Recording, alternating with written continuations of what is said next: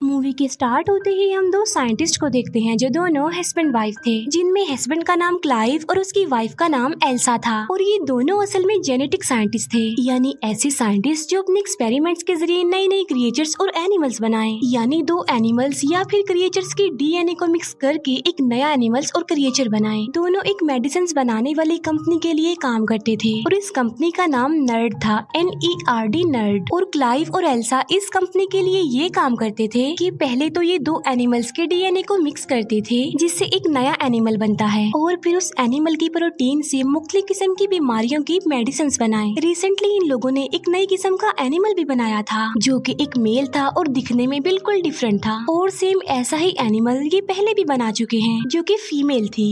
अब ये दोनों एनिमल्स को एक दूसरे के आमने सामने लाते हैं और वो दोनों एनिमल्स एक दूसरे से बहुत प्यार से मिलते हैं, यानी वो दोनों एनिमल्स एक दूसरे को पसंद कर रहे थे। इसका मतलब ये था कि उनका एक्सपेरिमेंट सक्सेसफुल हो गया था। ये देखकर वो दोनों अपनी कंपनी की बॉस के पास जाते हैं और उसे बताते हैं कि हमने बहुत सारे एनिमल्स के डीएनए को मिक्स करके ये अलग तरह का एनिमल बनाया है और इसकी प्रोटीन की मदद से हम बहुत सारी बीमारियों की मेडिसिन बना सकते हैं। और इसके साथ साथ हमने एक नया तरीका भी डिस्कवर किया है, और वो ये कि हम इंसान और जानवर के डीएनए को मिक्स करके एक नई ब्रीड बना सकते हैं और डेफिनेटली हम बहुत सारी बीमारियों की मेडिसिन बना सकते हैं। उनकी बॉस बताती है कि जो काम तुम कर रहे थे, यानी जो एक्सपेरिमेंट तुमने किया, उससे कंपनी बहुत खुश है, और जो तुम बात कर रहे हो यानी इंसान और जानवर के डीएनए को मिक्स करने की, उसके लिए कंपनी अभी एग्री नहीं होगी फिलहाल। और जो जानवर तुमने बनाए हैं, हमारी कंपनी उनके प्रोटीन से मेडिसिन बनाना चाहती है, इसीलिए सारी रिसर्च को रोक कर मेडिसिन बनाने पर फोकस किया जाएगा। जिस पर क्लाइव और एल्सा कहते हैं कि अगर हमने ये काम स्टार्ट ना किया तो कोई और कर देगा। जिस पर बॉस कहती है कि हमने कब कहा कि हम ये काम नहीं करेंगे, हम ये काम जरूर करेंगे, मगर उससे पहले हम मेडिसिन बनाएंगे और उन्हें मार्केट में लाएंगे और उसके बाद तुम्हारे प्रोजेक्ट पर काम किया जाएगा। इसीलिए वो उन दोनों को मना कर देती है। इस बात की वजह से ये दोनों डिसअपॉइंटेड हो जाते हैं, क्योंकि वो दोनों जेनेटिक साइंटिस्ट थे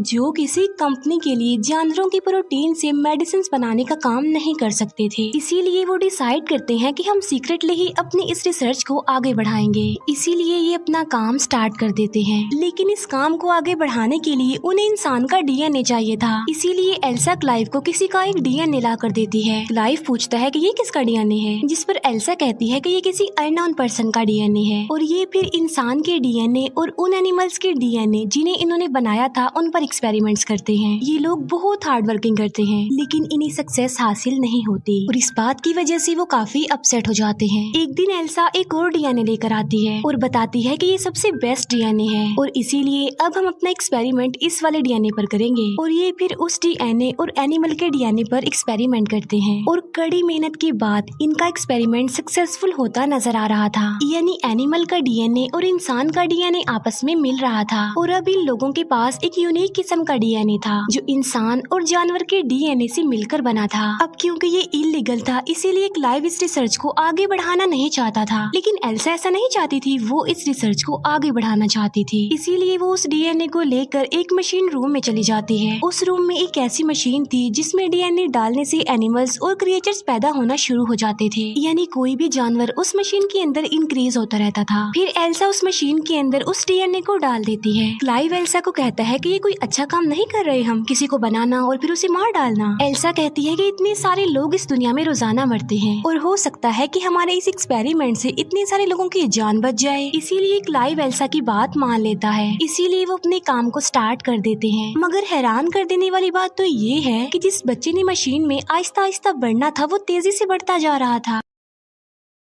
चेक करने पर उन्हें पता चलता है कि बच्चा बिल्कुल नॉर्मल है, लेकिन शाम को उस लैब का अलार्म बजने लगता है और जब ये लोग चेक करने के लिए जाते हैं तो ये देखते हैं कि बच्चा पूरी तरह डेवलप्ड हो गया है, यानी वो पैदा होने के लिए, बाहर आने के लिए डेवलप्ड हो गया है। इसीलिए वो उसे बाहर निकाल देते हैं, जो काफी अजीब लग रहा था। क्लाइव इस क्रिएचर को मारना चाहता था। एल्सा कहती है कि अभी हमें ऐसा नहीं करना चाहिए, क्योंकि क्या पता कि हम एक सक्सेसफुल क्रिएचर बना ले, लेकिन क्लाइव एल्सा की बात नहीं मानता। इसीलिए वो उस जगह पर जाते हैं जहाँ पर वो क्रिएचर क्रिएचर था, क्योंकि वो उसे मारना चाहते थे और वहाँ जाकर उन्हें पता चलता है कि वो तो पहले ही मर चुका है। इसीलिए क्लाइव वहाँ से चला जाता है। एल्सा कहती है कि अब खतरे वाली कोई बात नहीं है। इसीलिए एल्सा उस बॉक्स को ओपन कर देती है और जब वो चेक करती है तो उसे पता चलता है कि यहाँ पर कोई बच्चा, कोई क्रिएचर नहीं है, बल्कि ये सिर्फ एक स्किन है। यानी उस स्किन में से कोई क्रिएचर निकला है जो उस वक्त लैब में ही है। फिर वहाँ पर वही अजीब सा क्रिएचर दिखाया जाता है जिसके 2 पैर थे। बाहर से क्लाइव उस क्रिएचर को देख लेता है और वो एल्सा को कहता है कि तुम जल्दी से बाहर आ जाओ, मैं पॉइजनस गैस ऑन कर रहा हूँ। लेकिन एल्सा क्लाइव की बात नहीं मानती और वो उस क्रिएचर को कहती है कि मैं तुम्हें कोई नुकसान नहीं पहुँचाऊंगी, इसलिए तुम मत डरो। और ये सुनने के बाद वो अजीब सा क्रिएचर एल्सा के पास आता है और उसे डरता भी नहीं। लेकिन तभी पीछे से क्लाइव एक रॉड लेकर वहाँ पर आ जाता है, जिसे देखकर उस क्रिएचर को गुस्सा आ जाता है। फिर क्लाइव और एल्सा वहाँ से बाहर आ जाते हैं। क्लाइव एल्सा को कहता है कि मैं पॉइजनस गैस ऑन कर रहा हूँ क्योंकि मैं इस क्रिएचर को जिंदा नहीं रख सकता, मैं इसे मारना चाहता हूँ। जिस पर एल्सा कहती है कि नहीं, हम सिर्फ इसे बेहोश कर देंगे क्योंकि मैं देखना चाहती हूँ कि हमने क्या बनाया है। इसीलिए वो उसे बेहोश करते हैं और उसे एग्जामिन करने लगते हैं। तब उन्हें पता चलता है कि ये क्रिएचर एक फीमेल है असल में, जो बहुत फास्टली ग्रो कर रही है और एक टाइम ऐसा आएगा कि डेवलप्ड होने के बाद मर जाएगी। यानी इसका लाइफ साइकिल बहुत छोटा है। फिर आहिस्ता आहिस्ता ये क्रिएचर बड़ा होता जा रहा था, डेवलप होता जा रहा था। उसके हाथ पैर निकलने लगते हैं, उसका दिमाग भी डेवलप्ड हो जाता है और एल्सा उसे इमोशनली कनेक्ट भी होते जा रही थी। वो उसे खाना खिलाती थी, डिफरेंट एक्टिविटीज सिखाती थी। एक दिन एल्सा उस क्रिएचर को बहुत सारे अल्फाबेट्स देती है और उसे कहती है कि इन अल्फाबेट्स को ऐसे अरेंज करो कि मेरा नाम बन जाए। लेकिन वो क्रिएचर सिर्फ नर्ड बना देती है, NERD, जो इस कंपनी का नाम था, क्योंकि उसने एल्सा की शर्ट पर ये स्पेलिंग देखे थे। ये देखकर एल्सा खुश हो जाती है क्योंकि वो अब चीजों को पिक कर रही थी। तभी वहाँ पर क्लाइव आ जाता है जो उस क्रिएचर को बिल्कुल भी लाइक नहीं करता था। वो कहता है कि इस क्रिएचर को बाहर किसने निकाला, अंदर रखो इसे, और इसकी दुम भी कवर होनी चाहिए। असल में उस क्रिएचर की एक काफी लंबी दुम थी। एल्सा क्लाइव को कहती है कि इसे जानवर मत कहो। क्लाइव कहता है तो फिर मैं क्या कहूँ इसे। वो कहती है कि तुम इसे ड्रेन कहो क्योंकि इसने अभी अभी अल्फाबेट से NERD नर्ड बनाया है, जिसे उल्टा करके ड्रेन बनता है। और फिर एक दिन क्लाइव का भाई भी ड्रेन को देख लेता है और उसे ड्रेन की सारी रियलिटी पता चल जाती है। अब क्योंकि वो ड्रेन को वहाँ पर नहीं रख सकते थे, इसीलिए वो उसे एक फार्म हाउस में भेज देते हैं। और अब वो टाइम आ जाता है जब क्लाइव और एल्सा ने कंपनी के ऑनर को प्रेजेंटेशन देनी थी उन क्रिएचर्स के बारे में जो उन्होंने पहले बनाए थे। और जब वो प्रेजेंटेशन देने के लिए उन दोनों क्रिएचर्स को कंपनी के ऑनर के सामने लाते हैं और तब वो दोनों क्रिएचर एक दूसरे से लड़ने लगते हैं और इसी में ही उनकी मौत हो जाती है। और इस बात की वजह से वो लोग काफी डिसअपॉइंटेड हो जाते हैं। फिर वो उन दोनों क्रिएचर्स के लड़ने का रीजन ढूंढते हैं। तब उन्हें पता चलता है कि उन क्रिएचर में जो फीमेल थी वो अपने आप ही कन्वर्ट हो गई थी, यानी उसने अपना जेंडर चेंज कर लिया था और वो मेल बन गई थी क्योंकि उस क्रिएचर में एक ऐसे एनिमल का DNA था जो खुद को कन्वर्ट करके अपना जेंडर चेंज कर सकते थे। और एल्सा और क्लाइव को ये बात इसीलिए पता नहीं चल पाई क्योंकि वो अपने दूसरे एक्सपेरिमेंट यानी ड्रेन के साथ बहुत बिजी थे और यहाँ पर वो टाइम ही नहीं दे पाए। ड्रेन जो कि अब काफी बड़ी हो चुकी है और एल्सा उसे बिल्कुल बच्चों की तरह ट्रीट करती थी, उसे सब कुछ सिखाती है, उससे प्यार करती है। लेकिन एक दिन ड्रेन भागकर जंगल में चली जाती है और जब क्लाइव और एल्सा उसे चेक करने के लिए जाते हैं तो वो देखते हैं कि ड्रेन ने एक रैबिट को मार दिया है और वो उसे खा रही है। इसके बाद वो दोनों उसे घर ले आते हैं। एल्सा फिर जब ड्रेन को खाना देती है तो वो खाना नहीं खाती बल्कि कहती है कि मैं इस बोर जगह की वजह से बहुत ज्यादा बोर हो गई हूँ। ये बात वो अपनी जुबान से नहीं बताती बल्कि वो उन अल्फाबेट्स की मदद से TDS लिख देती है, यानी यहाँ पर मैं बहुत ज्यादा बोर हो रही हूँ। फिर वो छत को फाड़कर ऊपर चली जाती है। तब उसके पीछे पीछे क्लाइव और एल्सा भी जाते हैं।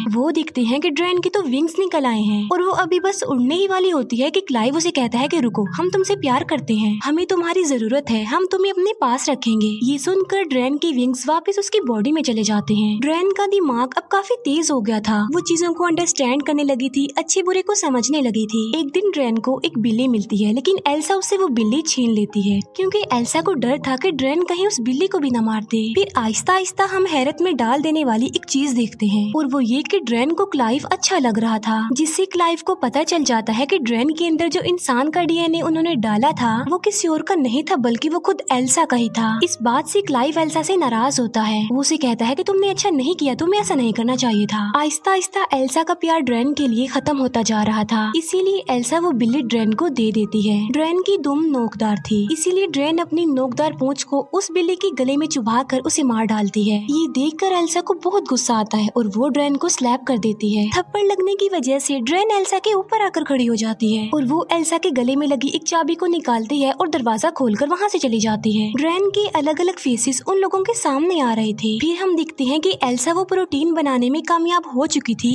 जिसकी रिस्पॉन्सिबिलिटी कंपनी ने उस पर लगाई थी। फिर एक दिन क्लाइव कैमरा की फुटेज यानी अपने लैपटॉप की स्क्रीन पर देख रहा होता है कि ड्रेन कहाँ पर है और ड्रेन उस वक्त पानी में होती है और अब क्लाइव को भी ड्रेन अच्छी लगने लगी थी और वो अपने लैपटॉप की स्क्रीन पर हाथ लगाता है। दूसरी तरफ ड्रेन भी कैमरा को टच करती है यानी वो क्लाइव के हाथ को अपना हाथ लगाती है क्योंकि वो जान चुकी थी कि क्लाइव उसे देख पा रहा है। ये देखकर क्लाइव काफी हैरान रह जाता है। फिर हम देखते हैं कि क्लाइव उस फार्म हाउस उस जगह पर आया है जहाँ पर ड्रेन थी। क्लाइव वहाँ पर अकेला आया था यानी उसके साथ एल्सा नहीं थी। क्लाइव ड्रेन को आवाज लगाता है लेकिन वो उसे कहीं पर भी नजर नहीं आती। तभी क्लाइव पीछे मुड़कर देखता है तो ड्रेन उसके पीछे खड़ी होती है। तभी ड्रेन क्लाइव के पास आकर उसे कहती है कि तुम मुझे अच्छे लगते हो। इस पर क्लाइव कहता है कि नहीं ये बुरी बात है। लेकिन अब क्योंकि क्लाइव को भी ड्रेन अच्छी लगती थी इसीलिए वो भी अपनी फीलिंग्स पर कंट्रोल नहीं कर पाता। लेकिन इतनी ही देर में वहाँ पर एल्सा आ जाती है। वो जब उन दोनों को साथ देखती है तो उसे बहुत बुरा फील होता है इसीलिए वो नाराज होकर वहाँ से चली जाती है। अब क्योंकि ड्रेन की दुम का इतना बड़ा नेल था यानी वो किसी के लिए भी खतरा हो सकता था इसीलिए एल्सा उसकी दुम काट देती है। एल्सा बहुत ज्यादा सैड होती है और यहाँ पर उन दोनों को अपनी गलती का एहसास होता है कि उन्हें ये क्रिएचर नहीं बनाना चाहिए था। एल्सा कहती है कि जो प्रोटीन कंपनी को चाहिए था वो मैं बना चुकी हूँ और वो ड्रेन के अंदर है, बहुत ज्यादा है। और अब वो दोनों डिसाइड करते हैं कि वो ड्रेन को मार डालेंगे। फिर वो दोनों ड्रेन के पास जाते हैं। वो देखते हैं कि ड्रेन की हालत तो ऑलरेडी मरने वाली है और देखते ही देखते ड्रेन मर जाती है क्योंकि हम जानते हैं कि उसका लाइफ साइकिल इतना ही था। उसके मरने के बाद वो दोनों उसे करीबी जगह पर दफना देते हैं। दफनाने के बाद क्लाइव का भाई वहाँ पर आता है और उसके साथ एक और एम्प्लॉय था और क्लाइव का भाई भी उसी कंपनी में काम करता था। क्लाइव का भाई कहता है कि मैं जानता हूँ कि तुम दोनों ने एक क्रिएचर बनाया है जो बिल्कुल इंसानों जैसा लगता है क्योंकि जो प्रोटीन तुमने कंपनी को दिया है उसमें ह्यूमन का डीएनए भी शामिल है। इसीलिए अब मैं उस क्रिएचर को देखना चाहता हूँ जो तुमने बनाया है। जिस पर वो कहते हैं कि वो तो मर चुकी है और हम तो उसे दफन भी कर चुके हैं। और तभी किसी की जोरदार चिल्लाने की आवाज आती है और ये आवाज उस तरफ से आ रही थी जहाँ पर उन्होंने ड्रेन को दफन किया था। इसीलिए वो जल्दी से उसी तरफ भागते हैं। वो देखते हैं कि जहाँ पर उन्होंने ड्रेन को दफन किया था वो वहाँ पर नहीं है